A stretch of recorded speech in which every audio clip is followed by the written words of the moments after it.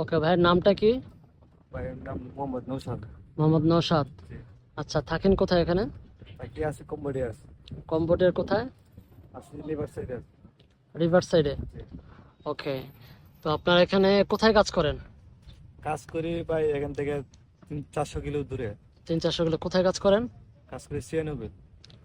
ওকে, তো আপনি কবে আসছেন কম্বোডিয়াতে? কবে নাগাদ আসছেন? আসছি 1 বছর 4 মাস।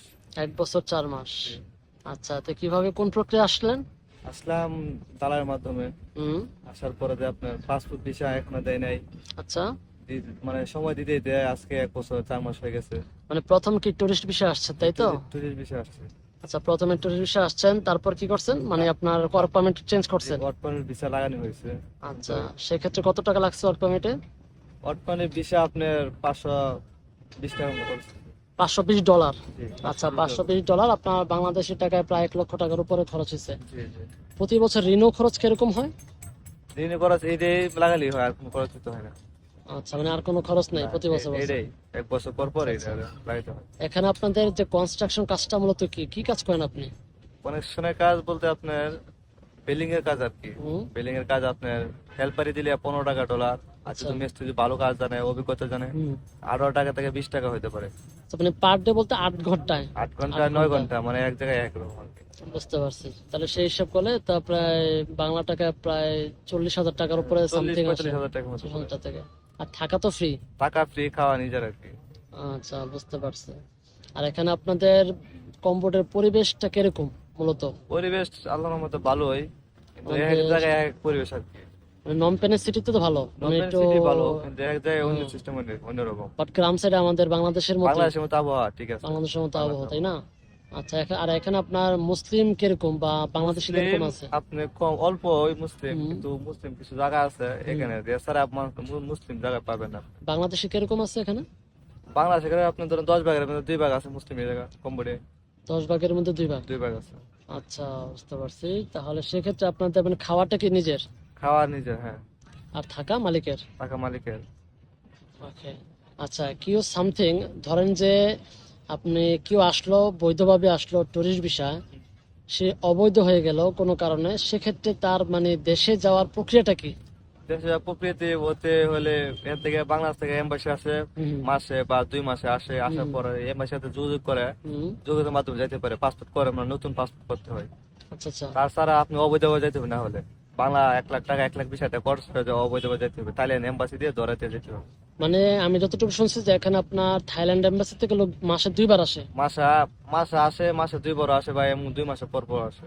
আচ্ছা, যখন আসে তখন আপনাদের কাছে ফাইলগুলো নিয়ে যায় পাসপোর্ট হ্যাঁ, বানানোর জন্য, এছাড়া ফাইলগুলো নিজে পাসপোর্টের গিয়ে সুযোগ জমা নেই? দিতে হয়। মহতম তা নামে জিডি করার পর দিয়ে এগুলো হ্যাঁ। জমা মানে এম্বাসি দিয়ে জমা দিতে হয়। বুঝতে পারছি। সেক্ষেত্রে মানে এছাড়াও কোনো ওয়ে নেই, না, মানে এখানে এছাড়া নিজস্ব কোনো এম্বাসি নেই না, নিজস্ব বাংলাদেশের? কোনো এম্বাসি নেই। আবার বাংলাদেশেও ইয়ার কোনো এম্বাসি নেই, জি। কম্পিউটারের কোনো এম্বাসি নেই? কম্বোডিয়া কোনো এম্বাসি নেই। আচ্ছা, ঠিক আছে। তাহলে আরেকটা বিষয় হলো যে এখানে আপনি ট্যুরিস্ট ভিসায় আসার পরে ওয়ার্ক পারমিট করতে পারবেন, অথবা যদি আপনি ই ভিসায় আসেন, নাকি আপনি একটু আগে জি, যেটা এই বললেন, বিষয় আছে। যদি কেউ ই ভিসায় আসে ট্যুরিস্টের, সেক্ষেত্রে ওয়ার্ক পারমিট করা যায়। বর্তমানে শোনা যায়। ঠিক আছে, আবার বিজনেস ভিসা আসলেও ওয়ার্ক বিজনেস পারমিট ভিসা করা করা যায়। আসলে করা যায়। আচ্ছা, এখানে আপনি আমাদেরকে একটা আইডিয়া দেন যে বিজনেস করার ক্ষেত্রে, হ্যাঁ, যদি কেউ এখানে বিজনেস করতে চায়, সে কিভাবে এসে এখানে বিজনেসটা করবে? বিজনেস করতে হলে প্রথমে আপনার লাইসেন্স করতে হবে। দোকান থেকে লাইসেন্স করার পরে বিজনেস করতে হবে। কিন্তু সিম্পল বিষয়, এগুলো অত ইয়েও নাই, গাবলা নাই। মানে তাকে বিজনেস ভিসা আসতে হবে কম্বোডিয়াতে, তারপর? বিজনেস বিষয়ে আসতে পারে, আপনি ট্যুরিস্ট বিষয়ে আসতে পারে, আইসা পরে আপনি ট্যুরিস্ট বিষয়ে কাজ করতে পারবে, বিজনেস বিষয়ে কাজ করতে পারবে, কোনো সমস্যা আচ্ছা, নেই। মানে ওয়ার্ক পারমিট করতে হবে কোনো একটা কোম্পানি বর্তমানে বিষয় আন্ডারে? হতো, হ্যাঁ।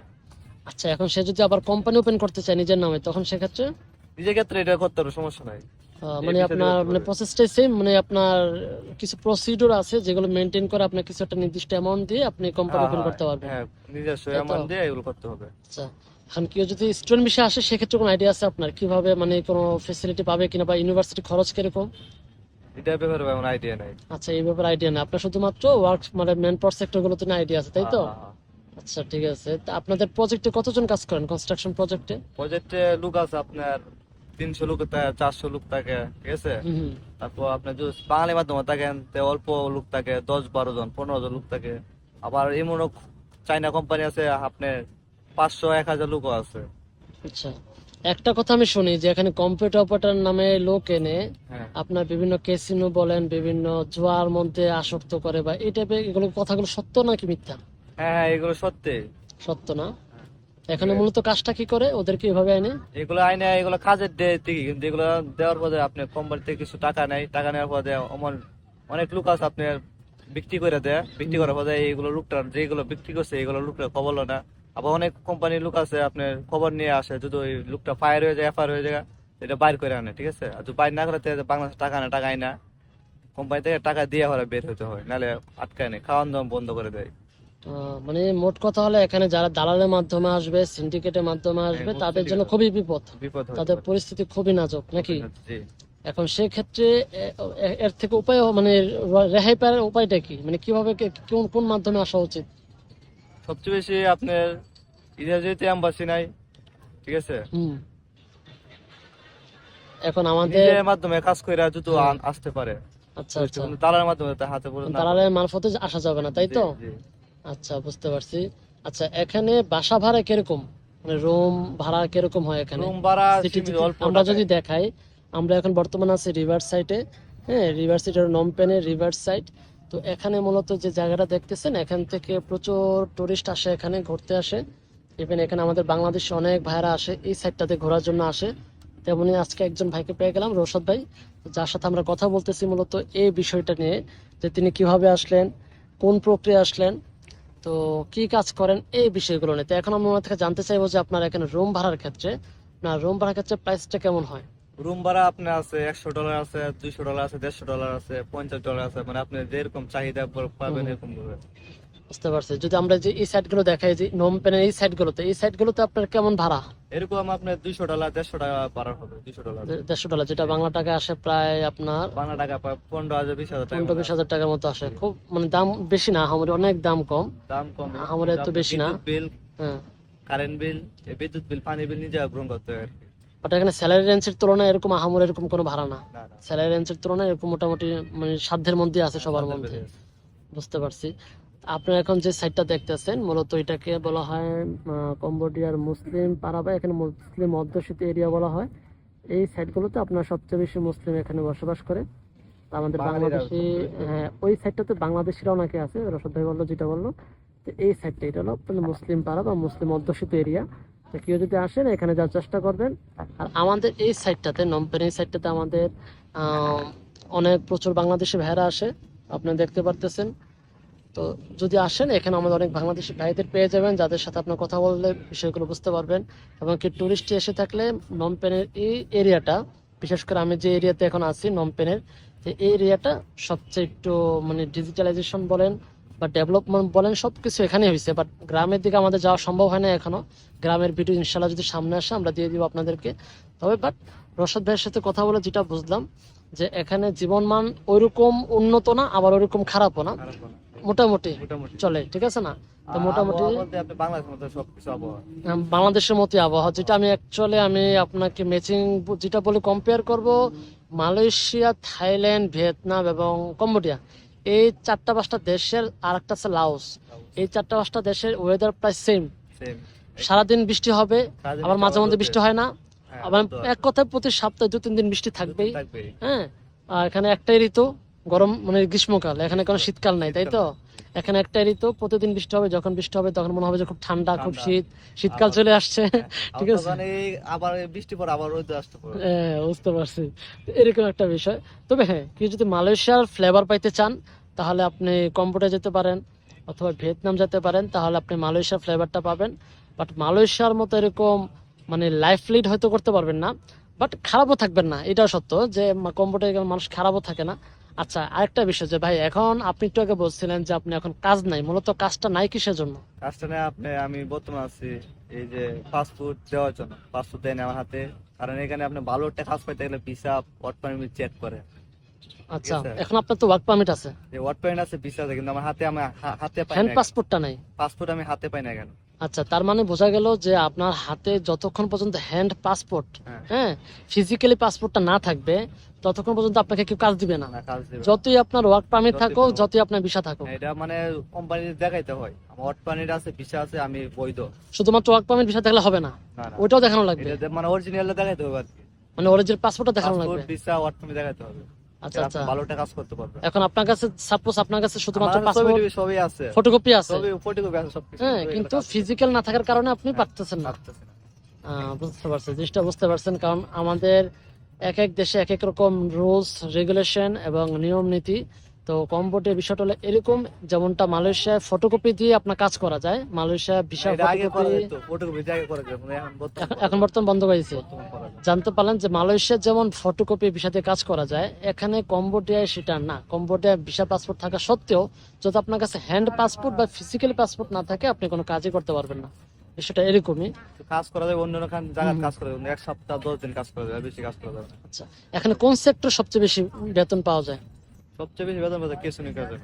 কিছু কাজে ওটা দেখতে পারতেছেন, এখানে সেম আমাদের বাংলাদেশের মধ্যে কিছু ফেরি ফেরি ওরা বিক্রি করে আপনার বিভিন্ন পানির বোতল, কোক, পেপসি, হ্যাঁ, সেম কিছুটা আমাদের বাংলাদেশের ওয়েবের মধ্যেই বলা চলে, ঠিক আছে। তারা এখানে রাস্তাঘাটে এখানে বিক্রি করে বিভিন্ন আইটেম বা পানির বোতল বা ড্রিঙ্কস জাতীয় যাই বলি না কেন, ফেরি করে ওরা বিক্রি করে, দেখতে পারতেছেন, নমপেনি থেকে, কম্বোডিয়া থেকে। ওকে, তারপর ভাই এখানে আপনার কোন সেক্টরে স্যালারি মোটামুটি ভালো? স্যালারি ভালো আপনার, কেসুনি কাজের স্যালারি ভালো। ক্যাসিনো কাজে স্যালারি ভালো, স্যালারি কেমন হয়?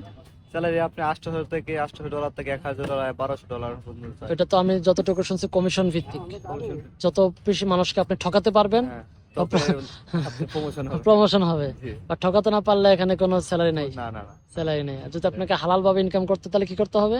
হালাল ভাবে ইনকাম বলতে এটা সম্পূর্ণ অবৈধ। সম্পূর্ণ অবৈধ। কেসুনি কাজ এটা সম্পূর্ণ অবৈধ, কারণ অন্য টাকা মাইরা মাইরা আনে, এটা আনলে আপনার টাকা হবে, না হলে হবে না। এটা সারা বিশ্বে সেম, আপনি টাকা, মানুষের টাকা মায়েরা খাইতে পারলে আপনার ভালো ইয়ে আসবে, মানে আপনি সব দিক থেকে আপনি ফেসিলিটি পাবেন ভালো, কিন্তু হালাল টাকা ইনকাম করতে গেলে বেতনটা কম। দ্বিতীয় কোনটা হালাল কাজের দিকে সবচেয়ে আপনি আমাকে হালাল কাজের কথা বলেন, হারাম না, হালাল কাজের ক্ষেত্রে কোনটা বেতন ভালো হালাল পাওয়া যায় কাজ এখানে? বলতে আমি আসলাম কেসুনি কাজে, দিবলে শুনছি এটা আচ্ছা। হারাম কাজ, তারপরে আমি কনস্ট্রাকশনের কাজ পাইছি। আচ্ছা, কনস্ট্রাকশন কাজে মোটামুটি স্যালারি মোটামুটি ভালো আছে। স্যালারি ভালো। ফ্যাক্টরি রেঞ্জ কিরকম? Factory salary range? Factory salary rate আপনার আছে একটা, মানে দিন হিসাবে একটা আছে $15, $18, হুম, ঠিক আছে। আর একটা আছে মাসিক বেতন $350। আচ্ছা আমি দিন হিসাবে কাজ করতেছি $15, $18। আচ্ছা। এখানে বেতন সিস্টেমটা কিরকম, পেমেন্ট সিস্টেমটা, যে আপনি মাসে প্রতিদিন পাবেন নাকি মাসে শেষ করে পাবেন? প্রতিদিন হাজিরা তোলা হবে, কিন্তু মাসে বেতন দেওয়া হবে। মাসে বেতন দেওয়া হয়। মাসে কত দিনে বেতন কিভাবে দেয়, মানে 30 দিন পরে দিবেন নাকি? 30 দিন পরে দেওয়া বা 30 দিন আগে দেওয়া, মানে এক কোম্পানি এক লোন। যেমন আমি অনেকটা যেরকম শুনছি যে আপনি 30 দিন কাজ করেন কিন্তু বেতনটা দিবেন পরের মাসে 15 তারিখে গিয়ে, এরকম হয় কি? এরকম অনেক জায়গা আছে, কিন্তু এরকম সব জায়গাতে নাই, ঠিক আছে। মানে কয় তারিখে দেয় আপনাদেরটা? আমাদের দেয় 5 তারিখে দেয়, এর মধ্যে দিয়ে দেয়। এর মধ্যে 5 তারিখ বাট যারা এজেন্ট সিস্টেমে কাজ করে তারা মূলত আপনার ওই একটু 15-20 কম তারিখে গিয়ে বেতনটা পায়। 15 থেকে 20 তারিখ বেতন পায়। এটা সব দেশে, কারণ যেখানে এজেন্ট সিস্টেম আছে বা এজেন্ট সিন্ডিকেট সিস্টেম আছে সব দিয়ে দেশে যে এরকম আপনার আরেকটা সমস্যা এইদিকে, আপনি কেউর মাধ্যমে যে কাজে ঢুকতে চান, তার বিনিময়ে টাকা দিতে হয়, $20, $25, $50 মাধ্যমে টাকা দিয়ে কাজে ঢুকতে হয়, তারপর আপনার কাজ দিবে। তারপর কাজ দিবে। এখন কাজে ঢুকলেন, 2 দিন পর বের করে দিল, সেক্ষেত্রে তারপর তার সমস্যা নাই, তো তার টাকা সে নিচ্ছে, সে তার টাকা সে নিয়েছে, আর বেতন না পেলে তার কোনো হেডেক আপনার নাই, 6 নয় বুঝায় ওরা বাইর করে দিবে। কিন্তু তার টাকা ফেরত দিবে না, না, যেহেতু টাকা নিয়ে ফেলছে, নিয়ে টাকা ফেলছে। মাইন নাই, টাকা নিচে। মানে এখনো সেই মালয়েশিয়ার সিস্টেমই চলতেছে। মালয়েশিয়া এরকম করে 300 রিঙ্গিত, 400 রিঙ্গিত, 500 রিঙ্গিত পর্যন্ত মানুষের থেকে নেয়, ঠিক আছে। তো নিয়ে পরবর্তীতে কিন্তু এই কাজ কম আপনি- দেয় না। এমনি কোনো কেউ কাজ দেয় না, ঠিক আছে। যদি মন মানুষ ভালো থাকে, যদি মনের সাথে মন মিলাতে কাজ দেয়, না হলে এমনি কারো মানে দালার মাধ্যমে কাজ ঢুকতে গেলে টাকা দিতে হয়, $50, $100, $200 পর্যন্ত কাজ দিতে হয়, টাকা দিতে হয়। আচ্ছা, এমনিতে আপনার এখানে মানে কাজ ভ্যাকেন্সি আছে কিনা, অ্যাভেলেবেল? কাজ আছে অ্যাভেলেবেল, কিন্তু বৈধ থাকতে আপনি কাজ করতে পারবেন, ঠিক আছে। বৈধ না থাকলে কাজ বৈধ করতে না পারবেন না। থাকলে কাজ করতে পারবেন। আচ্ছা, সাপোজ কেউ একজন বাংলাদেশে খুব শিক্ষিত, ইংলিশ জানে, ভালো ইংলিশ জানে, ঠিক আছে, বাংলাদেশ থেকে সে আসলো, বিষয়ে আসলো বা বিজনেস বিষয়ে আসলো, সে চাচ্ছে এখানে কাজ করতে একটা হোটেলে, হ্যাঁ, হোটেল, যেহেতু সে হোটেল ম্যানেজমেন্ট লেখা পড়ছে, কি একজন করছে, অথবা হটেবার, কিন্তু সে চাচ্ছে হোটেল লাইনে, রিসেপশন লাইনে কাজ করতে, সে পাবে কিনা এই জবগুলো? হ্যাঁ, কাজ করতে পারবে, সমস্যা নেই। তো সেক্ষেত্রে তাকে বলবে না যে তুমি তো ফরেনার বা তুমি কেন আসছো না না, এখানে? এগুলো বলবো না, মানে তো আপনার ভিসা পারমিট থাকলে কাজ ভিসা করতে ওয়ার্ক পারবে। পারমিট থাকলেই হবে। সেক্ষেত্রে হোটেলের বেতন কিরকম হইতে পারে জানেন? হোটেলের বেতন তো আপনি ইন্ডিয়া হোটেল দোকানে সর্বোচ্চ 250 টাকা থেকে শুরু করে 350 টাকা পর্যন্ত। 350 টাকা পর্যন্ত। ডলার পর্যন্ত। তো এক্ষেত্রে বাংলা হোটেলে কাজ করলে আপনার 250 টাকা শুরু করে 300 টাকা পর্যন্ত। আর যদি বাবুর্চি যদি ভালো কাজ জানা থাকে, দক্ষতা থাকে, তাহলে আপনার 400 টাকা পর্যন্ত। সেক্ষেত্রে থাকা কি কম মালিক দেয়? টাকা খাওয়া সব কোম্পানি। সব কোম্পানি জি।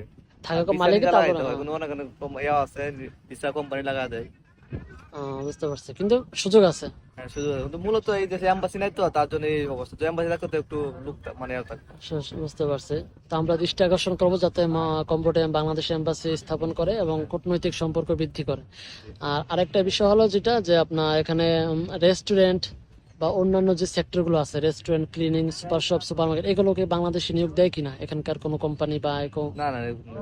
এখানে তো বাংলাদেশের কোন কোন সেক্টরে কাজ করতে পারে? বাংলাদেশ কাজ করতে সব কাজ করতে পারে, সমস্যা নেই, এগুলো সমস্যা নেই। মানে যে কোনো ফ্রি সেক্টর আছে, যে কোনো কাজ করতে পারবে, রেস্টুরেন্ট বলতে কোনো কথা নাই বা কোনো ধরনের? এভরিথিং সব কাজ করতে পারবে। বুঝতে পারছি। তো যাই হোক, ওই বড় ভাইকে কথা বলবে, ইন্টারভিউ দিবে, জিজ্ঞেস করেন তো, কথা বলবেন? আচ্ছা যাক, আমাদের আরেক ভাই আছে, ভাই নামটা জানি কি? মোহাম্মদ আব্দুর রহমান ভাই। কিন্তু উনি কথা বলতে চাচ্ছে না, উনি হয়তো লজ্জা পাচ্ছে। যাই হোক, আমাদের সাথে সময় দিল, কিছু এতক্ষণ আমাদের সাথে সময় দিল আমাদের রশদ ভাই। আপনাকে আন্তরিকভাবে ধন্যবাদ আমাদেরকে সময় দেওয়ার জন্য, কম্বোডিয়ার পরিস্থিতি মানুষকে বোঝানোর জন্য, এখানে কি হাল হাকিকত এই সম্পর্কে মানুষকে জানানোর জন্য মূলত আমাদের এই ক্ষুদ্র প্রচেষ্টা। আশা করি আমাদের এই কনসাল্টের সাথেই থাকবেন। আজকের মতো বিদায় এখান থেকেই। আল্লাহ হাফেজ।